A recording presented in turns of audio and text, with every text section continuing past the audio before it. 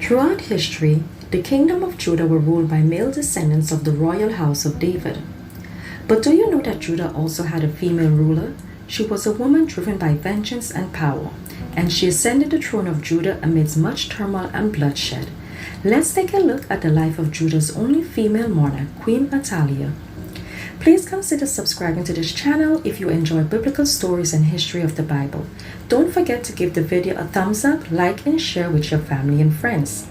Now back to the video. In those days, the kingdom of Israel and Judah was still divided, mainly because the kings of Israel rejected the Most High God and led the children of Israel into idolatry and sorcery. That does not mean that the kingdom of Judah was without blemish. Certainly not. Some of their rulers also did what was terrible in the sight of Yahuah, but it was not on the same level as Israel, for some of the people still followed the commands and decrees of the God of their ancestors. It was about this time King Jehoram ruled over Judah. Now Jehoram was a wicked king. He did not worship the Most High God. Instead, he worshipped the false gods and idols of foreign nations. He even went as far as to marry one of the daughters of the most notorious evil king of Israel, King Ahab. Yahuah was angry with the rebellious nature of King Jehoram, but because he was a descendant of King David, Yahuah remembered his promise to David and decided not to destroy the kingdom of Judah. This was the promise Yahuah made to David. He told David that one of his descendants will rule, shining like a lamp forever in Judah, and Yahuah kept his promise. Even though Judah was spared from destruction, King Jehoram still had to pay the price for his disobedience, and this price came in the form of a revolt. Edom, which was a tributary state of Judah, revolted under King Jehoram and crowned their own king. Jehoram responded by attacking the Edomites, but he was deserted by his own army and was not able to recover the land of Edom. After the death of Jehoram, his son Ahaziah becomes the next king of Judah. Ahaziah ascends the throne at the age of 22, and just like his father Jehoram before him, he also worshipped false gods and idols, making him one of Judah's wicked kings. It is at this crucial moment in history that the mother of King Ahaziah is revealed. She is none other than Queen Athaliah. Athaliah was the granddaughter of King Omri of Israel, who was the father of wicked King Ahab. So Athaliah's son Ahaziah is now the new king of Judah, and ruling on the throne of Israel is Joram, the son of Ahab. Just like the entire family of Ahab, Joram did evil in the sight of the Most High God of Israel. About this time, Israel was at war with Syria. There were constant fighting between the two nations.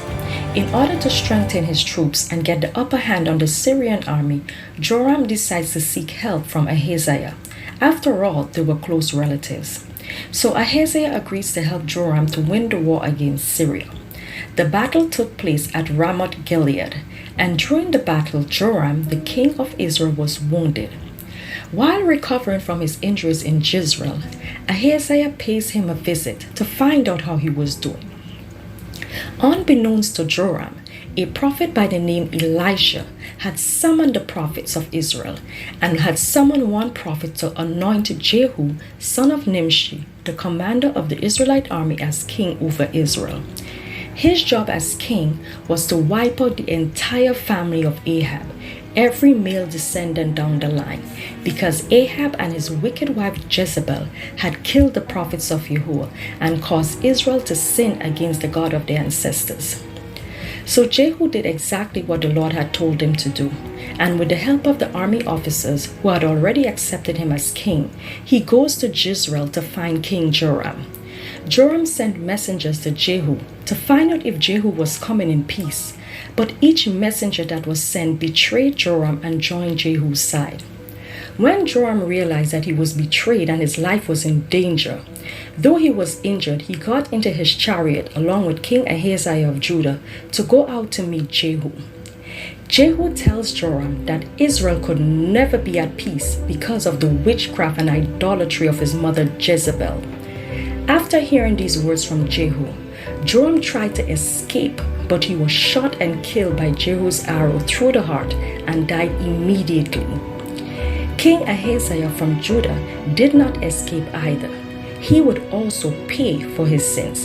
He was shot by an arrow and died on the way to Megiddo.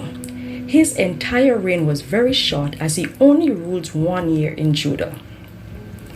When news reached Queen Athaliah that her son Ahaziah had been killed, she becomes furious and immediately set her plan into motion to seize the throne and gain power for herself. She starts by eliminating all members of the royal family that was a threat to the throne. No one was spared from her wrath, not even her grandchildren. Amongst the carnage, Ahaziah's sister, a woman by the name of Jehosheba, rescues Ahaziah's son Joash and puts him in the care of his nurse. They were taken to the temple and remained in seclusion for 6 years. During that time, Athaliah ascends the throne and rules over Judah for 6 years. She rules somewhere around 842 to 836 BCE. Much is not written or documented about her reign as queen over Judah, or about the laws she enforced. But since she is a descendant of the family of Ahab, one can only guess that she may have followed the same patterns of her family and led a rebellious lifestyle by worshiping false gods and making sacrifices to Baal and the goddess Asherah. The people of Judah may not have been pleased with Athaliah as being queen, since she usurped the throne and was leading the people of Judah into witchcraft and idolatry, and thoughts of revolt came into the minds of the people. So what became of Ahaziah's son Joash, who was hidden by his aunt in the temple of the Lord? Well, preparation was being made for Joash to ascend the throne and take his rightful place as king at the right time.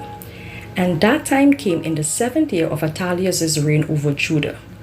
A priest by the name of Jehoiada called together the commanders of the army, the palace guards, and the Karaite mercenaries of Judah to a meeting. Now, the Karaite mercenaries are loyal soldiers that protect the king. They are the protectors of the dynasty of King David. In modern terms, they can be also referred to as bodyguards. So Jehoiada gathered all these men together in the temple of the Lord. They were unaware of what was about to take place. Before revealing the existence and identity of the young boy Joash, the priest made everyone swear an oath of loyalty in the presence of the Lord. According to the Cepher, each person present took 7 oaths. The number 7 is always significant in the scriptures because 7 is the number of completion. It was after taking these oaths that the priest Jehoiada revealed the young boy Joash unto them. Then a plan was immediately put in place to assassinate Queen Athaliah.